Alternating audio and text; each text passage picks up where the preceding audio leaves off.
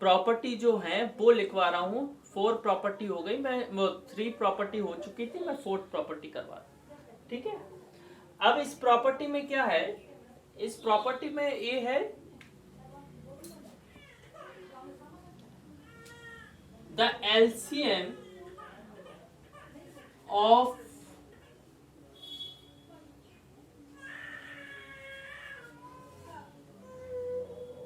The numbers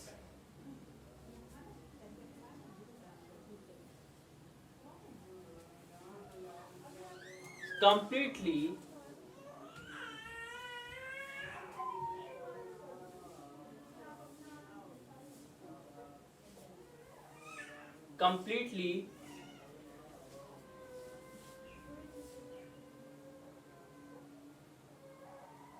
divisible by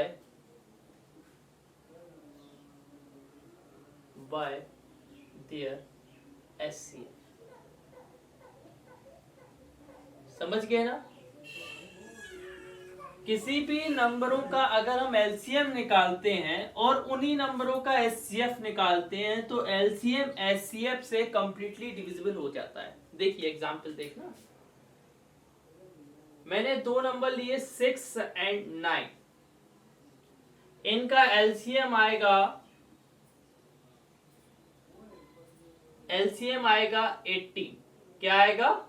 18। और HCF आएगा इनका 3। क्या आएगा? 3।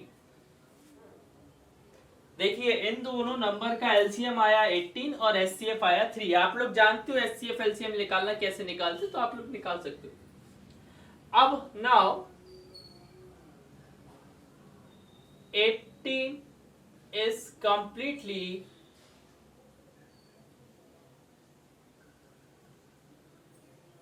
divisible by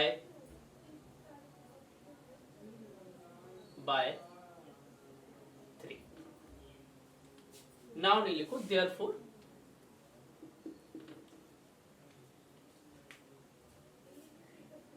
ठीक है ना? आपको देखो मैंने क्या बोला, इस प्रॉपर्टी में क्या लिखा, जो एलसीएम किसी भी नंबर का एलसीएम निकालोगे वो अपने एचसीएफ से कंप्लीटली डिविजिबल होगा। तो देखो 6 और 9 का मैंने एलसीएम निकाला तो 18 आया, और 6 और 9 का एचसीएफ निकाला तो क्या आया? 3 आया। अब 18 क्या है? कंप्लीटली डिविजिबल है किससे? 3 से। 18 क्या है? कंप्लीटली डिविजिबल है 3 से। तो ये प्रॉपर्टी हमेशा याद रखना है, ठीक है? नेक्स्ट एक और प्रॉपर्टी है, ये प्रॉपर्टी बोल लो, फॉर्मूला बोल लो, कुछ भी हो सकता है ना। The product of two number, the product of two number, ये सिर्फ 2 नंबर के लिए ही इक्वल होता है ना। The product of two number is equal to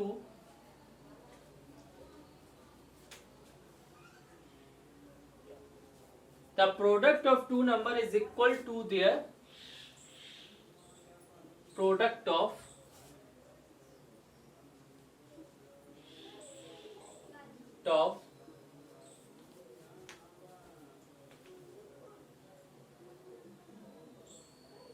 देखिए the product of two number is equal to their product of HCF and LCM.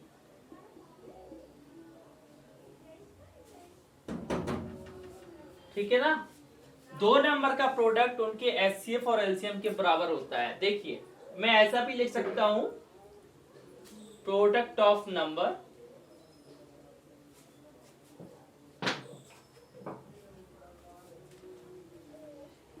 Equal to LCM multiply HCF. ये formula का यूज होगा, इन पे क्वेश्चन डिपेंड है, काफी question in पे किए गए हैं तो देखेंगे। एग्जाम्पल लेते हैं, मैंने एग्जाम्पल में 6 एंड 9 ही लिए, 2 नंबर लिए 6 एंड 9। इनका एलसीएम क्या आया? 18 और एचसीएफ क्या आया? 9। अब देखिए therefore हमारा फॉर्मूला क्या था? Product of number equal to LCM into HCF. अच्छा, नंबर का प्रोडक्ट क्या है बेटा? 6 मल्टीप्लाई 9, और एलसीएम क्या है आपका? एलसीएम है 18, सॉरी एचसीएफ 3 आएगा, सॉरी, ठीक है, और एचसीएफ कितना है? 3। अच्छा, 9 6 जा कितना होता है? 54 होता है, और 18 3 जा भी 54 होता है, दोनों इक्वल है, इसका मतलब ये फॉर्मूला सही है। This formula is correct for all the conditions. समझ रहे हैं ना बात को? देखिए, इसमें लिखा है LCM of sorry the product of two number is equal to their product of HCF and LCM. अब प्रोडक्ट ऑफ नंबर का फॉर्मूला एलसीएम इंटू एचसीएफ, तो मैंने दो नंबर लिए 6 एंड 9, एलसीएम इनका 18 है, एचसीएफ इनका 3 है, और इसमें रखा, दोनों इक्वल आ गए, मतलब ए वाला फॉर्मूला हर नंबर के लिए सेटिस्फाई होगा। ए वाला फॉर्मूला हर कंडीशन के लिए सेटिस्फाई होगा। अब हम एक्सरसाइज 3F पर आते हैं। लीस्ट माने जानते हो? लीस्ट माने होता है सबसे छोटा, हाँ सबसे छोटा। देखो, अच्छा, एलसीएम का फुल फॉर्म ही होता है लीस्ट कॉमन मल्टीपल। तो एलसीएम का मतलब होता है लीस्ट कॉमन मल्टीपल, सबसे छोटा ऐसा मल्टीपल जो इससे भी डिवाइड हो, उससे भी डिवाइड हो, और सबसे डिवाइड हो, मतलब जो नंबर दिए उन सब से क्या हो? डिवाइड हो। तो जब भी हमें ऐसी चीज निकालनी होती है तो हम उनका क्या निकालते हैं? एलसीएम। क्या निकालते हैं? एलसीएम। देखिए, क्वेश्चन नंबर 4, इसका सॉल्व। गिवन नंबर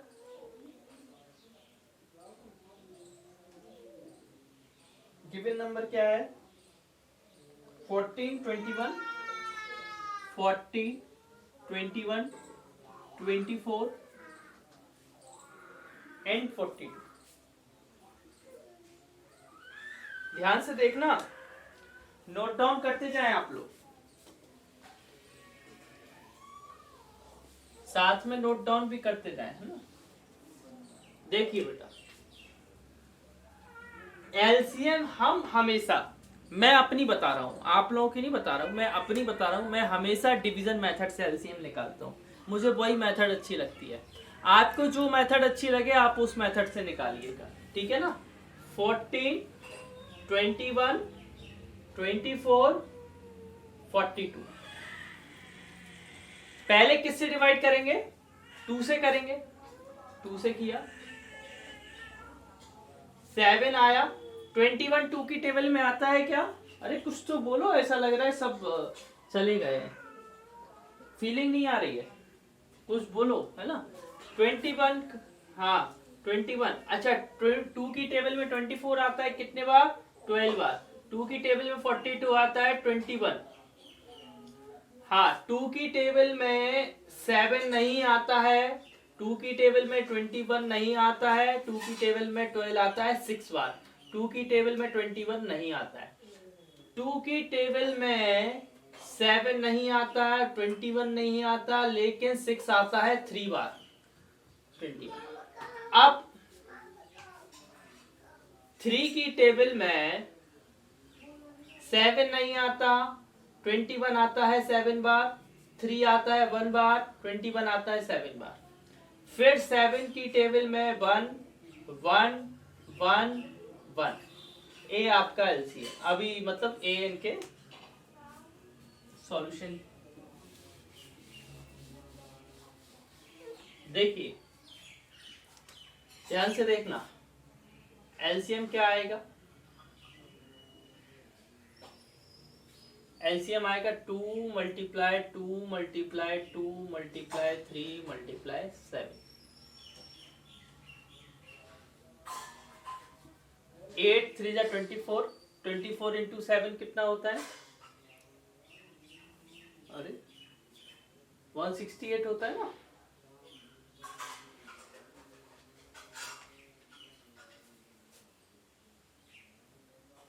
ठीक है, कितना होता है? 168। एलसीएम कितना हो गया? 168। अब मुझे एक बात बताना, ध्यान से सुनना पहले आप, मतलब 168 सबसे छोटा से छोटा ऐसा नंबर होगा जो 14 से भी डिवाइड होगा, 21 से भी डिवाइड होगा, 24 से भी होगा, 42 से भी होगा। तो हम लोग क्या लिखेंगे, हम लोग लिखेंगे therefore the least number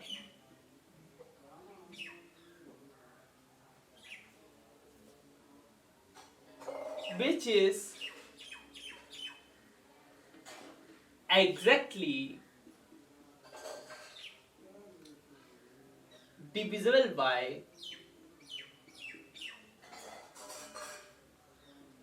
14, 21, 24 and 42 इस कौन सा है बेटा 168।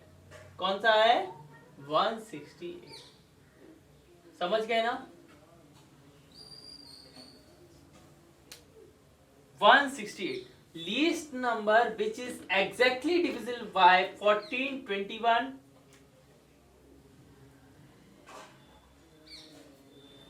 44 एंड 42 इज 168। हमको क्या निकालना होता है एलसीएम निकालना होता है।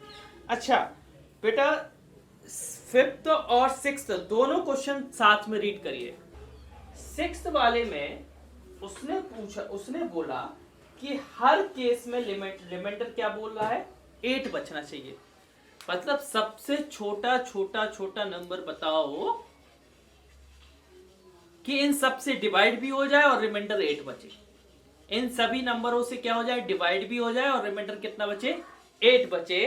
तो ये सबसे छोटा छोटा छोटा जो नंबर है वो कैसे होगा। देखो आपको गिवन नंबर क्या है क्वेश्चन देखना मैं सॉल्व करता हूं।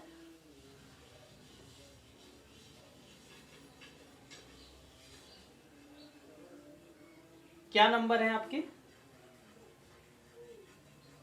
12, 15, 20, 54।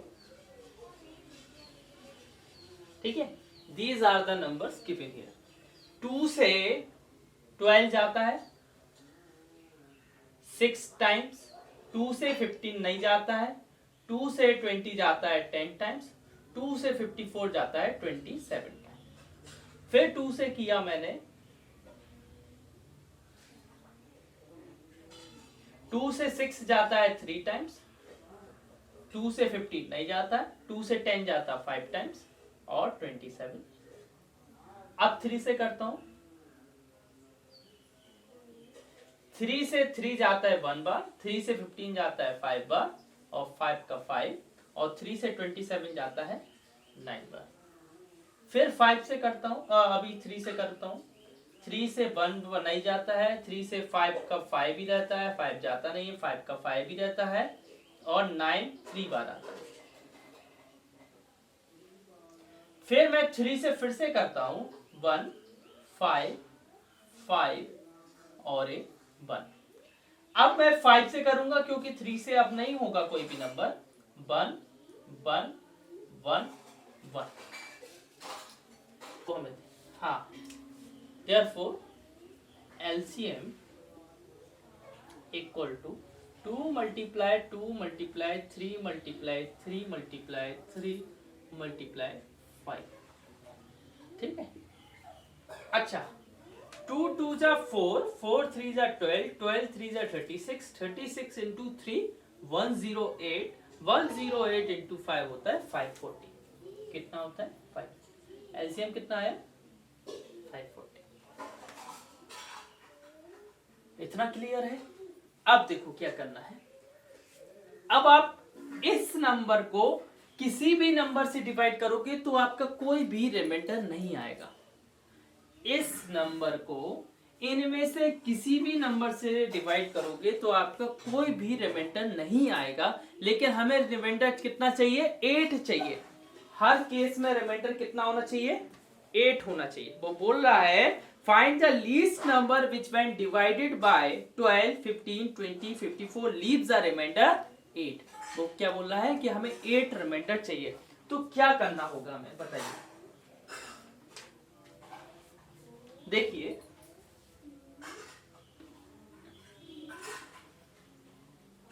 therefore the required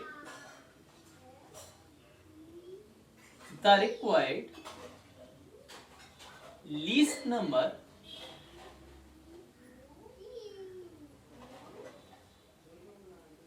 equal to 540 plus 8। 548 मतलब अब ये 548 जो दिख रहा है आपको नंबर, ये 548 आया ना। अब ए नंबर इससे डिवाइड होने पर भी 8 रिमाइंडर देगा, इससे डिवाइड होने पर भी 8 रिमाइंडर देगा, इससे डिवाइड होने पर भी 8 रिमाइंडर देगा, और इससे डिवाइड होने पर भी 8 रिमाइंडर देगा। मैंने इस 540 में 8 ऐड कर दिया, तो this will give the remainder 8 in each case when we divide by 12, when we divide by 15, when we divide by 20, तो ये तो completely divisible था, 540 तो completely divisible है ना, लेकिन हमें रिमाइंडर कितना चाहिए, 8 चाहिए ना।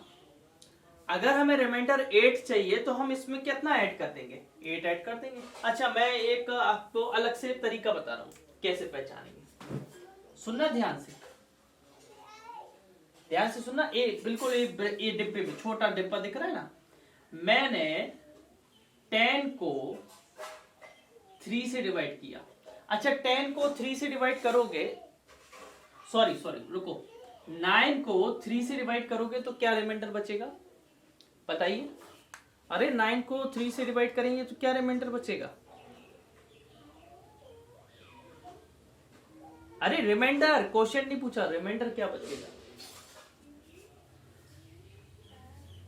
0 आएगा। अच्छा अब हम कहें हमें रिमाइंडर 1 बचाना है, तो क्या हमें 9 में क्या ऐड करना पड़ेगा कि वो 1 रिमाइंडर दे। हम कहें हमें 1 बचाना है, 1 ऐड करना पड़ेगा, समझ गए ना। हमें जितना रिमाइंडर चाहिए होता है हम उतना क्या कर देते, ऐड कर देते। देखिए हमें रिमाइंडर इधर 8 चाहिए था इसलिए हमने 8 ऐड कर दिया, इधर रिमाइंडर हमें 1 चाहिए था इसलिए हमने 9 में कितना ऐड किया, 1 ऐड किया।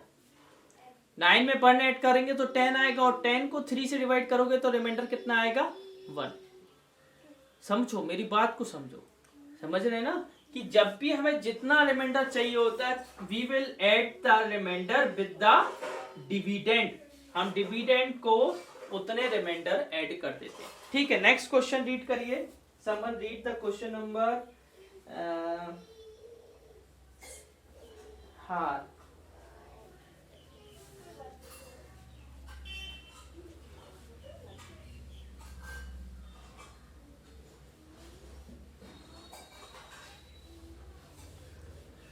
ठीक है।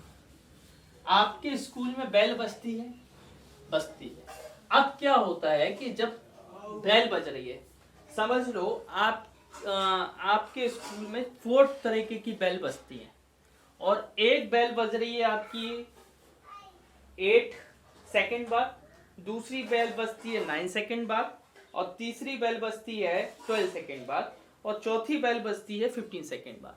तो वो बोल रहा है चारों बेल किस समय में, सबसे कम समय बताइए कि चारों बेल एक साथ बजेंगे।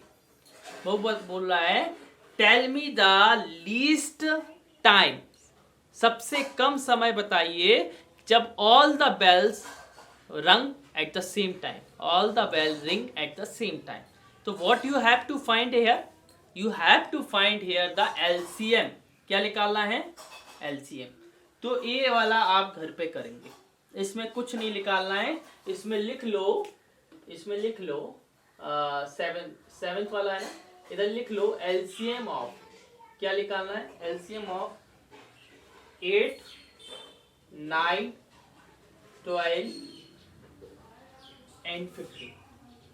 ठीक है ए निकालना है, और ए लगभग किस जैसा क्वेश्चन है, ए लगभग एग्जाम्पल 9 जैसा क्वेश्चन है। कैसा क्वेश्चन है, एग्जाम्पल 9। ठीक है इसको बेटा आप क्वेश्चन के बगल में लिख लो कि हमें ये करना है, क्वेश्चन के बगल में लिख लीजिए कि मुझे ये करना है क्वेश्चन नंबर 7। सपोज अभिनव है, आनंद है, और एक बच्चा और है, मान लो रिधिमा है। ठीक है, हाँ सुन रहे, 3 लोग हैं, ठीक है। अब 3 लोग क्या करते हैं, स्टेप उठाते हैं। स्टेप माने अपने पैरों को, अपनी पैर की चाल चलते हैं। स्टेप, आपके पैर जब चलते हैं, वो तीनों लोग एक का पैर, एक का स्टेप उठता है 85 सेंटीमीटर, एक का स्टेप उठता है 90 सेंटीमीटर, और एक का स्टेप उठता है 80 सेंटीमीटर। तो वो बोल रहे हैं कि तीनों लोग स्टार्टिंग पॉइंट से स्टार्ट करते हैं, फिर वो साथ में एक साथ स्टेप कब उठाएंगे। सबसे कम से कम समय बताइए, सबसे कम से कम समय बताइए कि ये तीनों फिर से एक साथ स्टेप कब लेंगे। समझ रहे ना बात को, बात को नहीं समझ रहे।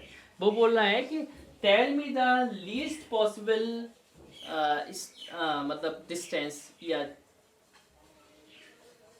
After which they will step together, तीनों एक साथ स्टेप उठाएं। देखिए 8th वाला,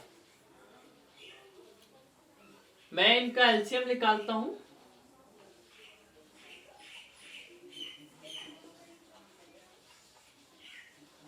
क्या है, 85, 90 and 80, 85, 90 and 80. They are cutting from 2, 85, 45, 40. They are cutting from 2, 85, 45, 20. फिर 2 से 85, 45, 10. फिर 2 से 85, 45, 2, सॉरी 5, ठीक है। फिर 3 से 85, 15, 5. फिर 3 से 85, 5, 5. फिर 5 से 85, 1, सॉरी 17, 1 और 1।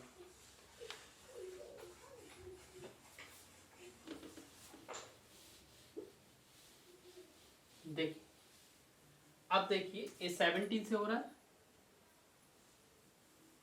1, 1, 1। अच्छा, एलसीएम क्या आता है इनका, एलसीएम क्या आता है, 2 मल्टीप्लाई 2 मल्टीप्लाई 2 मल्टीप्लाई 2, 4 बार 2 2 है, ठीक है ना। और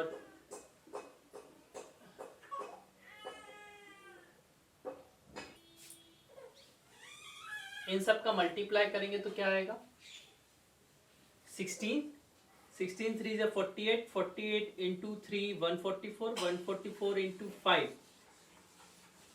720, 720, हाँ जूम जूम, ठीक है ना। इनका मल्टीप्लाई करके बताइए कितना आ रहा है,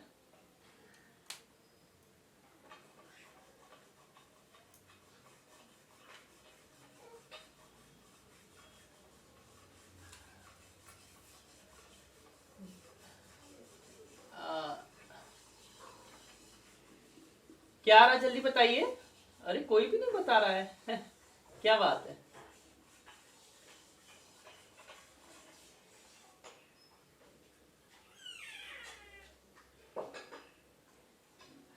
इनका एलसीएम कितना आ रहा है, इनका एलसीएम कितना आ रहा है ये पूछ रहा, कितना आ रहा है, 2160।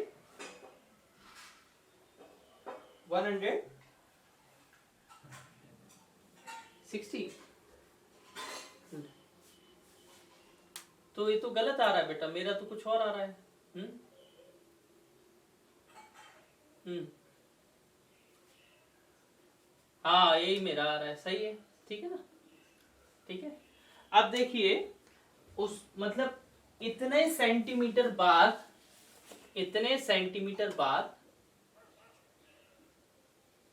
उसको क्या लगेगा, वो दो सभी लोग स्टेप एक साथ लेंगे, वो सभी लोग स्टेप क्या लेंगे, एक साथ लेंगे,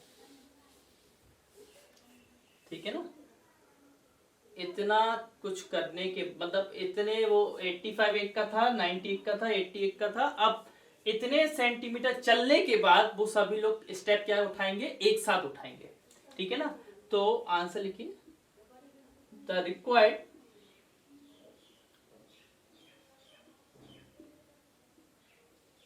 least distance they step together equal to 12240 centimetre. इसी को ऐसा भी लिख सकते हैं 122 मीटर 40 सेंटीमीटर, मैंने कन्वर्ट कर दिया है ना। रुको, मैं ये बोल रहा हूं आरुषि और उसके फादर ट्री को प्लांट कर रहे हैं, और ट्री को इस तरीके से प्लांट कर रहे हैं कि आरुषि एक ट्री को प्लांट 25 मिनट में कर पाती है और उसके पापा 15 मिनट में कर पाते हैं। तो वो ये बताना है कि how long will it before they would finish planting a tree at the same time. तो कम से कम वो बोल रहा है कम से कम कितना समय लगेगा कि ये दोनों एक ही समय पे ट्री को प्लांट करना फिनिश करेंगे।